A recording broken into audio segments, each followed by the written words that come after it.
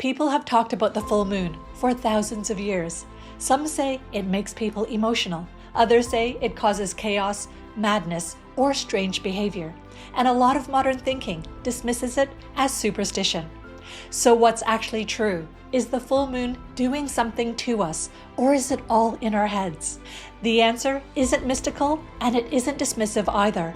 It's practical. And once you understand it, the full moon stops being something you either fear or romanticize and becomes something you can actually work with. Let's get started.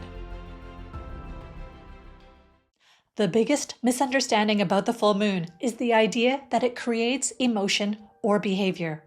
It doesn't. The full moon amplifies what's already there. That's why people experience it so differently. Someone already emotionally charged feels more intense. Someone reflective feels clearer. Someone disconnected might not notice much at all. This one idea alone explains why some people swear the full moon affects them, while others roll their eyes and dismiss it completely. They're not contradicting each other. They're just experiencing different internal states. Amplification isn't magic. It's pressure and exposure.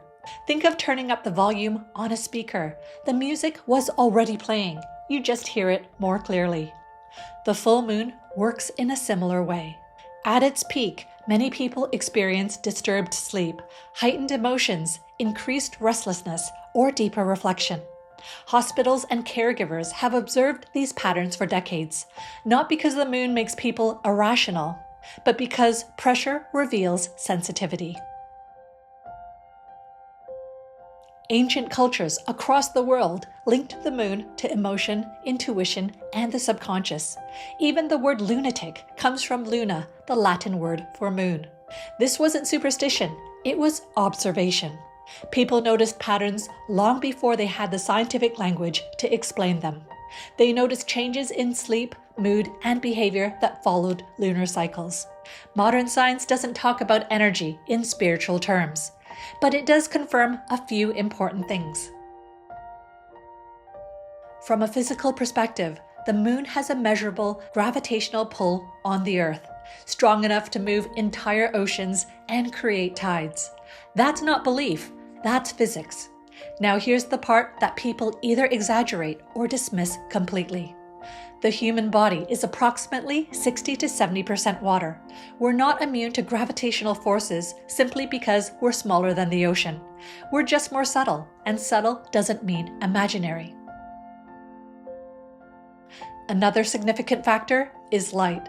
A full moon reflects far more light than other lunar phases, and increased light exposure affects melatonin production and sleep quality.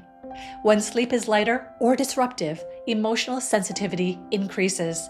The mind becomes more alert, and people feel less filtered.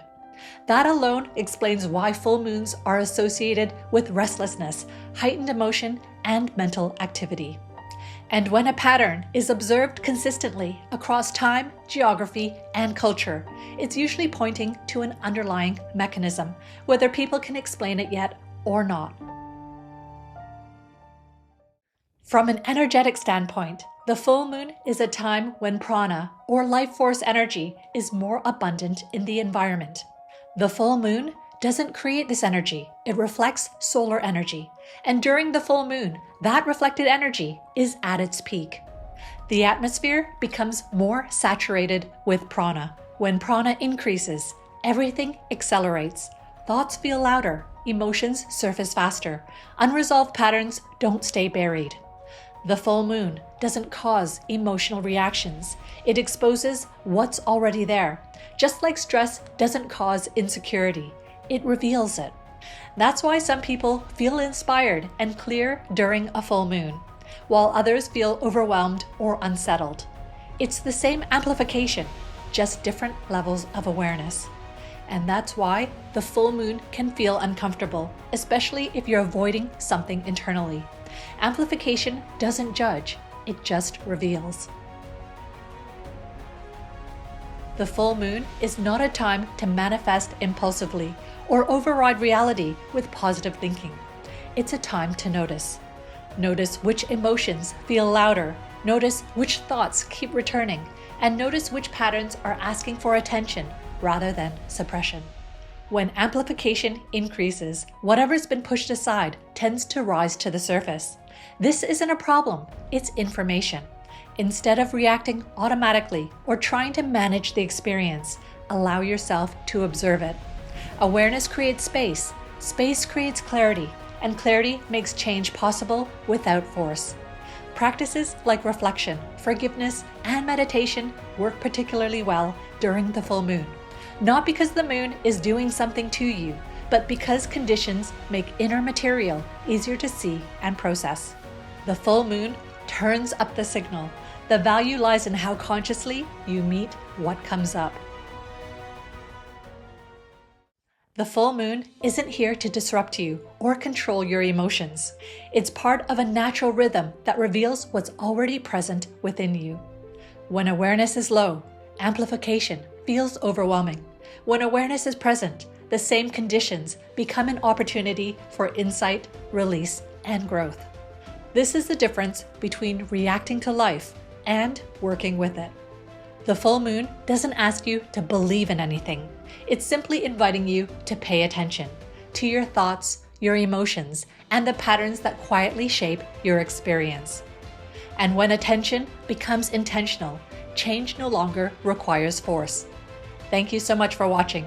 If you enjoyed this video and would like to go deeper into a practice that works especially well during times of heightened energy, I highly recommend you watching my other video, The Meditation on Twin Hearts, a powerful practice for healing and transformation.